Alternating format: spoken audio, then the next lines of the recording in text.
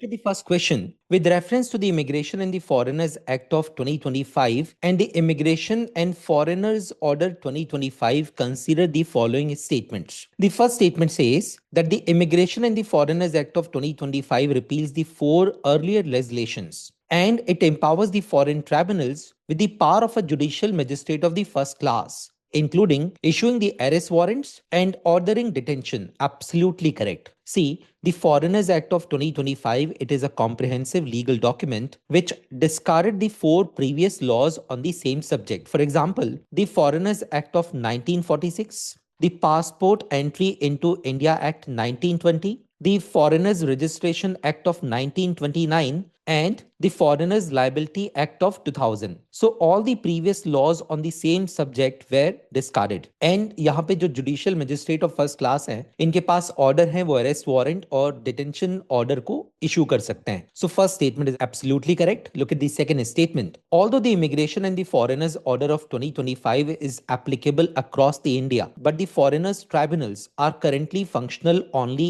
in Assam, while the illegal migrants in other states are produced before the local courts. Absolutely correct. See, because of the distinct demography of Assam, right, which is connected with the 1971 liberation war of Bangladesh. So Assam may you'd find the foreign tribunals, whereas in the rest of the states, you'd find that such matters are dealt by the local courts. So both these statements are correct here. Question is, which of these statements given above is oblique are correct? So correct answer would be C. Both these statements are correct here. Now look at the explanation part, why we picked up this question. There is a strong reason. You can see here, the foreigner tribunals can issue arrest warrants and send foreigners to the detention centers. Right? So this article was published recently with respect to Assam and with respect to the present status of the illegal migrants in Assam, right? So I hope you guys understood. Now let's move on to the next question. Look at the second question. With reference to Neela Kurunji flowers, consider the following statements. The first statement says it is endemic to India's Shola grassland ecosystems, flowering once every 12 years and reproducing only once in its lifetime. Absolutely correct. If you guys remember, last day we talked about Sikkim Sundari plant, right? And Sikkim Sundari plant be same category ka hai which produces once in a lifetime. So the first statement is absolutely correct here. The second statement says it is naturally found in the alpine regions of Himalayan states such as Uttarakhand and Himachal Pradesh. It is absolutely incorrect. See, Neela Kurunji flowers, they are found in Western Ghats and Eastern Ghats. Although यहाँ जो distribution है वो uneven है, Western Ghats में आपको यहाँ पे ज़्यादा species मिलेंगी, ज़्यादा volume मिलेगा, जबकि Eastern Ghats में आपको यहाँ पे इस तरह के कम plants यहाँ पे आपको मिलेंगे. So question is, which of these statements given above is oblique are correct? So correct answer would be only one. So A for Ahmedabad would be the correct answer here. So look at the explanation part why we picked up this question. Recently, an article was published on this subject. It is not found in the Himalayan alpine regions. Its natural distribution is limited to the high altitude landscape of the Western Ghats and the Eastern Ghats in the southwest India, particularly in the Nilgiri and the Annamalai and Palani and the Cardamom Hills. Right? So now let's move on to the next question. So look at the third question. Which of the following countries share a land border with Colombia? See, Colombia is in news. Why? Few days back, American forces conducted an operation in Venezuela, and the name of the operation was Operation Absolute Resolve. Under this operation, they captured Venezuelan President Nicolas Maduro and his wife, and they taken them to New York, America, right? तो इसके बाद से यहाँ Donald Trump threat दे रहे हैं that Colombia may witness a similar kind of operation. Clear? So the question is, Colombia forms its border with which of the following countries? अब यहाँ देखिए ध्यान से, चिली के साथ में कोलंबिया का कोई भी बॉर्डर नहीं है, right? So all these countries, Panama, Venezuela, Brazil, Ecuador, and Peru, all forms immediate land border with Colombia, but not Chile. So correct answer would be 1, 2, 3, 4, and 5. Means A for Ahmedabad would be the correct answer, right?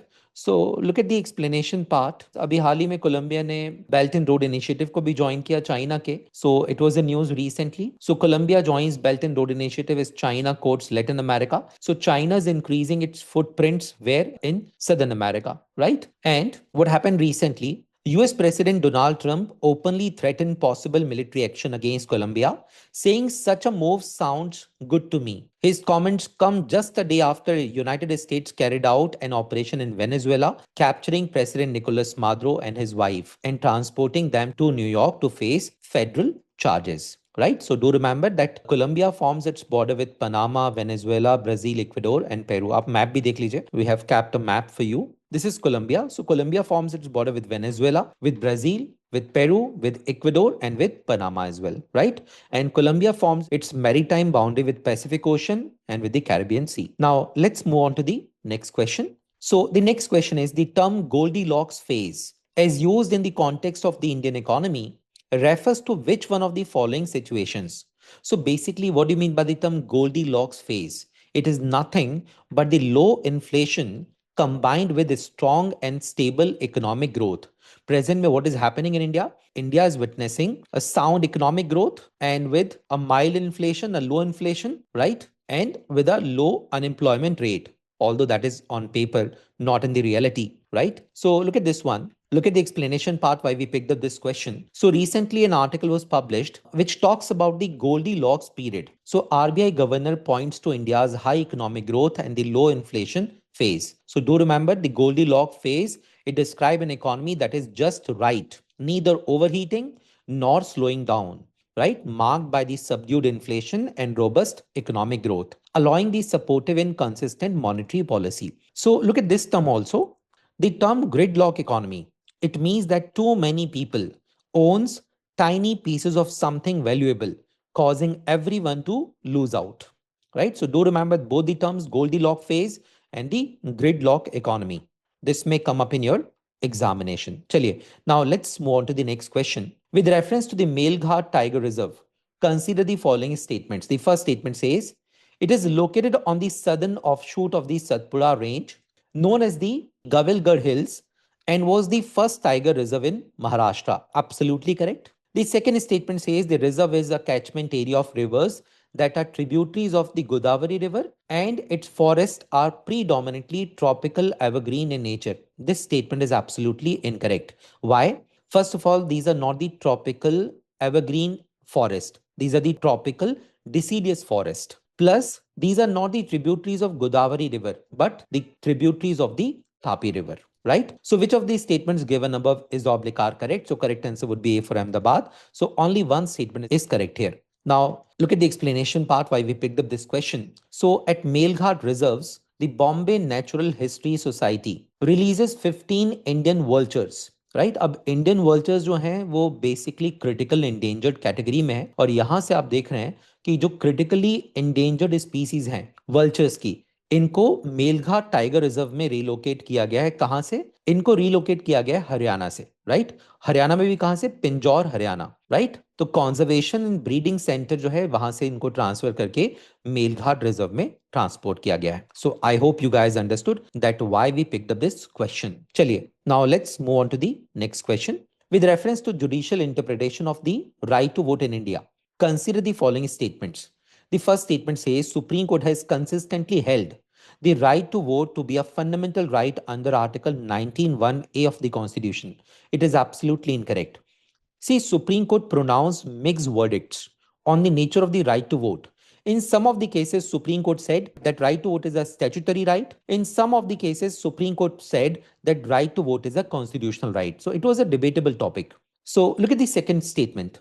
In the Anup Banwal case of 2023, the majority opinion held that the right to vote is a statutory right. Absolutely correct. While a dissenting judge argued that it has constitutional roots in Article 326 and it is linked to the free speech and the basic structure doctrine. This statement is absolutely correct. So first statement is incorrect here, whereas the second statement is correct. See, the nature of right to vote, it is a debatable topic. In fact, Supreme Court ने इसमें mixed verdicts दिए हैं. जैसे कुछ cases में Supreme Court said that right to vote, it is a constitutional right. In some cases, Supreme Court said that right to vote is a statutory right. अब अभी हाल ही में अनूप बनवाल केस आया था 2023 में इस जजमेंट में सुप्रीम कोर्ट ने सेंटर को डायरेक्शंस दिए थे कि वो इलेक्शन कमीशन में जिस तरह से चीफ इलेक्शन कमिश्नर और इलेक्शन कमिश्नर्स का अपॉइंटमेंट होता है उसको वो करेक्ट करे और यहाँ पे एक हाई लेवल कमेटी का एस्टैब्लिशमेंट यहाँ पे सुप्रीम कोर्ट ने किया इस अनूप बनवाल केस में, और उस हाई लेवल कमेटी जो है उसको कॉन्स्टिट्यूट करने के बाद में सुप्रीम कोर्ट ने साफ तौर पे कहा था कि it is up to the centre, और जब तक इस सेंटर ये लॉ नहीं बना लेता है सब्जेक्ट पे, तब तक ये सुप्रीम कोर्ट की जो बनाई हुई हाई लेवल कमेटी है ये अपॉइंटमेंट करेगी। उसके बाद सुप्रीम कोर्ट के जजमेंट के बाद में फिर parliament of India came up with a law on this subject, right? So question is, which of these statements given above is oblique or correct? So correct answer would be only 2. So B for Bombay would be the correct answer here. Chaliye, now let's move on to the explanation part why we picked this question. So there is a strong reason. An article was recently published which discusses that what is the legal status of the right to vote. Clear? So this article talked about the RP Act of 1951, Article 326, and then the Anup Banwal case. So do remember, in the Anup Banwal case, the majority reaffirmed the statutory nature of the voting. However, a dissenting opinion argued that voting is an expression protected under Article 19(1)(a), rooted in Article 326, and integral to the free and fair elections, which is the part of the basic structure, right? Now, let's move on to the next question. With reference to Digital Personal Data Protection Rules 2025, consider the following statements. The first statement says the notification of the DPDP Rules 2025 has fully operationalized the DPDP Act of 2023, including the establishment of the Data Protection Board of India. Absolutely correct. See, digital personal data protection act introduce हो गया था 2023 में, लेकिन अब तक के वो enforceable नहीं था। क्यों? क्योंकि सरकार ने इसके रूल्स को फ्रेम ही नहीं किया था। तो अब 2 साल के बाद सरकार इसके रूल्स को फ्रेम करती है और ये एक्ट फुल्ली ऑपरेशनलाइज हो जाता है। आपको याद होगा कि digital personal data protection rules जो हैं, इसको एक कमेटी ने बनाया था और इस कमेटी का नाम था justice DN Shri Krishna committee. उनकी रिकमेंडेशन के बेसिस पे इन रूल्स को फ्रेम किया गया है और इस एक्ट को फ्रेम किया गया है, right? So first statement is absolutely correct. Plus, it is also modeled on the GDPR Act of European Union. तो यूरोपियन यूनियन में एक लॉ है that is GDPR, the general data protection regime और the general data protection regulation. तो 2018 में इस regime को introduce किया था यूरोपियन यूनियन ने, और कहीं ना कहीं इंडिया का जो digital personal data protection act है ये इसी पे मॉडल है, ऑल्दो उतना स्ट्रिक्ट नहीं है जितना GDPR है यूरोपियन यूनियन का, right? So first statement is correct here. Look at the second statement. The DPDP rules imposes a complete ban on the cross-border transfer of the personal data and prohibit and any processing of children's data under all circumstances. No, this is incorrect. See, absolute statement hai. It says that it imposes the complete ban on the cross-border transfer of personal data. No, that is not at all correct. Data localization जो है that is limited, और foreign countries में भी जो data processing है that is possible. So question is, which of these statements given above is oblique or correct? So correct answer would be A for Ahmedabad, only one. Now let's move on to the next question. Explanation एक बार देख लीजिए why we picked up this question. So there is a strong reason. Recently an article was published on this matter. Digital Personal Data Protection Act notified after 2 years.